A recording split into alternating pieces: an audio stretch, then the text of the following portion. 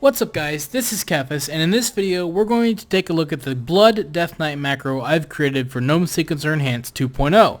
So, I'm assuming that you have installed the GnomeSequencer Enhanced add-on, you've checked out my video about GnomeSequencer Enhanced 2.0 and the macros I've made, and you have imported the Blood Death Knight macro into the GnomeSequencer Enhanced add-on. If you haven't done any of those things, I recommend that you check out the description below where there will be links to all those things, so that you can learn more information. Otherwise, let's get into the Blood macro. Now, Blood Death Knights are the tanks for Death Knights, and as a result, use the macro with caution, because as a Blood Death Knight, as a tank, you have a lot of extra responsibilities, and you need to make sure that you are doing your job effectively, because there is only so much that these macros can do, unfortunately, and you're still going to have to do some managing things yourself.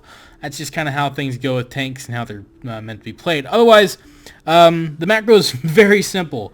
It does target enemy, no harm, dead as always, and then I've got Blood Fury as a cooldown if you are an orc, because there are really no cooldowns to be used effectively with the macro. There are some survivable cooldowns that you're going to want to manage at the right time. You do have things like Vampiric Blood, which you're going to need to be managed at the right time, and otherwise these other cooldowns, it really wasn't smart to put those in the macro, because you want to use those at certain times. They're survivable cooldowns. So the macro will simply do Death Strike, Consumption, and Blood Boil on cooldown. That's all the macro is going to do. As the macro says, you're going to unfortunately have to manage Marrow Rend and Heart Strike separately, and there was really no way around that, and we'll get into why in a little bit. But otherwise, let's look at talents here. Now, as I always state, you guys, I know that a lot of people are looking for, like, some people are looking for like the simple way to get the most DPS or the most effectivity or the best build and blah and that kind of stuff. Unfortunately, these are macros designed primarily to create a simpler experience for people, a more casual experience for people. That's how they've always been designed. They're designed to help people with special needs, with different kinds of special abilities, so they can experience the game and play the way they want to play, perhaps with friends and such like that out in the world, doing world content, doing whatever. These macros are great for people like that. So the talents and the rotation and the macros are all designed for simplicity, for people to be able to play the game. Otherwise, these are the talents that I've chosen primarily for simplicity's sake. As you'll notice, most of these talents are in fact passive talents, making it easier to macro and therefore easier to play. With less to manage, it is more or less simpler to play the class. So, unfortunately, I do miss Bloodworms from the old days. I was a Blood Death Knight, but it's just, from what I understand, it's not very effective. I do follow the Icy Veins guides. If you have a problem with that, I don't know what to tell you. I'm sorry. It's just there. It seems to be fairly reliable. It's what I have to go off of because I don't have time to perfect every class. So I kind of went with that, and I kind of went with the simpler options according to what was effective according to Icy Veins. So of course, Heartbreaker, Heart Strike generates 2 additional runic power per target hit, which is nice. We're gonna definitely be needing that a lot in this rotation. Rapid Decomposition, your Death and Decay deals damage 15% more often, and while in your Death and Decay, you generate 1 runic power per second. I could put this in the macro, because I could do, as I've learned lately, I could do target at player Death and Decay. That would put the Death and Decay at your feet. But if you're spamming away at a macro and you put something like that in a macro, you're probably going to misplace your Death and Decay, put it in the place you don't want to. So I really hesitate to put stuff like that in the macro. So of course, Death and Decay has that reticle thing. It's going to have to be managed separately. You can still make a separate macro, target at player Death and Decay, and it will put Death and Decay at your feet with 1 click. And you could always yourself put that in the macro, but I'm a little hesitant to do that because I don't know how well that's going to work out in the field. I might test it later and decide that it works out just fine, but otherwise I haven't put it in there yet. Now, next up, we've gone with Ossuary. While you have at least 5 bone shield charges, the cost of Death Strike is reduced by 5 runic power. Additionally, your maximum runic power is increased by 10. Now, this is going to make it so that you need to make sure that you do have 5 charges of Bone Shield at all times. Now, you should basically be doing that anyway, so it's not a problem, but otherwise, it's really effective. It's just a passive buff. It's going to make it a little bit easier to play the class, get some more healing in there, that kind of thing. Gives you more Death Strikes, It's pretty straightforward. A lot of these other abilities, and the reason why I'm kind of skipping over them is because a lot of them, there are some passive ones here and there, but a lot of them do require extra, button presses, extra things to manage, and with this class I'm trying to limit that as much as possible, and that's why we've gone with more passive talents. Things like Mark of Blood is a ability that you got to use when you have 30 runic power. You got to manage it separately. It's not going to work out so well. It's going to make things more complicated. Same with Tombstone, kind of the same idea. Red Thirst, spending runic power will decrease the remaining cooldown of Vampiric Blood by 1 second per 6 runic power, which is really nice, because you're going to be spending a lot of runic power using these macros.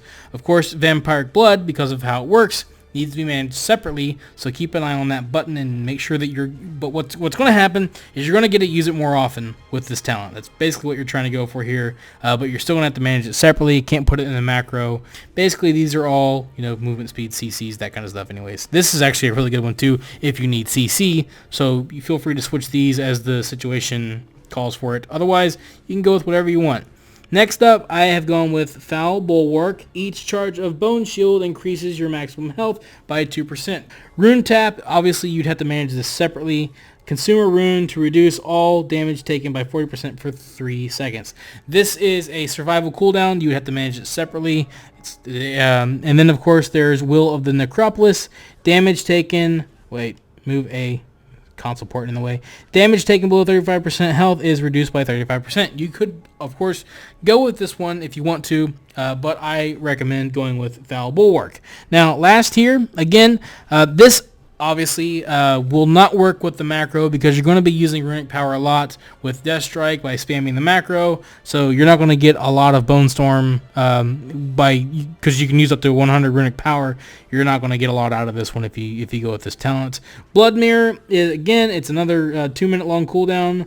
Afflict an enemy with Blood Mirror for 10 seconds while active. 20% of any damage dealt to you is reduced to the target. So this is a cool talent and all, but you're going to have to manage it separately. So I went with Purgatory and Unholy Pact that prevents fatal damage, instead absorbing incoming healing equal to the damage prevented lasting 3 seconds. If any healing absorption remains when this effect expires, you will die. The effect may only occur every 4 minutes. So this is just going to make it so that you don't die when you probably could. So there's that. That's going to just give you a chance to survive, adds to survivability. It's an easy talent. So basically, as you can see, the macro is going to manage Death Strike, Consumption, and Blood Boil as they become available, based on how much runic power you have.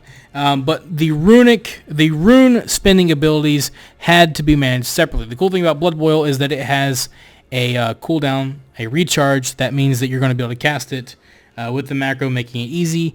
Death Strike is what uses runic power. And then, of course, the last ability, Consumption, is a 45-second cooldown, which makes it easy. It's your artifact ability. So those were easy to put in the macro. Unfortunately, with the way that Heartstrike and Merryrend work, you do not want to put these in the macro because they consume runes. If I put those in the macro, then you're not going to be able to control which ability is consuming the runes. You want to make sure that you're using Merryrend enough to keep your charges of Bone Shield on yourself as much as possible. You want to, if those expire, you want to put those back up. You want to make sure that you have at least as many as you possibly can, to be honest, but generally you want to have at least 5 or more on yourself. So you want to use this to make sure those charges are up, and then when you're not worrying about keeping those charges up, then you can use Heartstrike to do damage and help generate runic power. So it kind of it's all about how you spend your runes. Otherwise, the macro will handle those basic abilities, and what you're going to have to do, unfortunately, is manage those two abilities separately. Unfortunately, there just wasn't a way for me to put those in the macro, and obviously, you're going to have to manage Death and Decay separately as well because of how it works. So let's just go up to the target, and we'll start going at it here. Now, we're going to do Merryrend, again, there we go, and now we do currently have, well, it's kind of hard to see because of how this stupid thing works. But we have our charges going.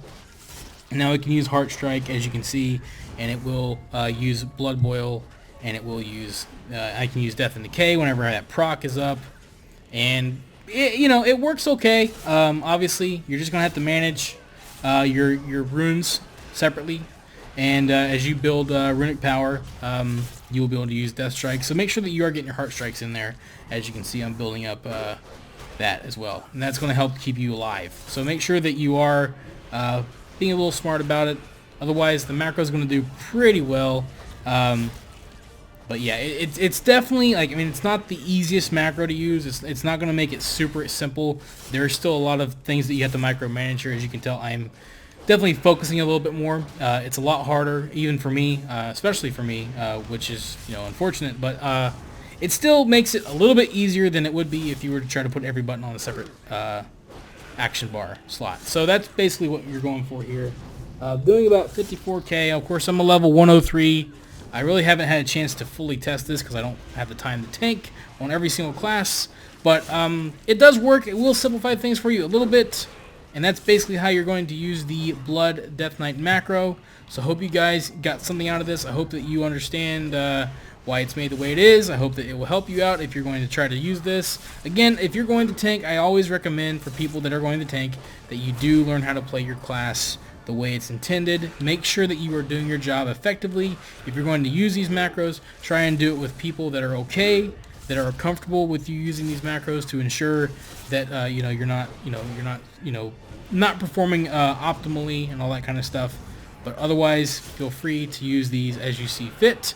Hope you guys enjoyed this video. Thank you for watching. Thank you for your continued support. Don't forget to like and share the video. Otherwise, have a nice day. This is Kephas. Until next time.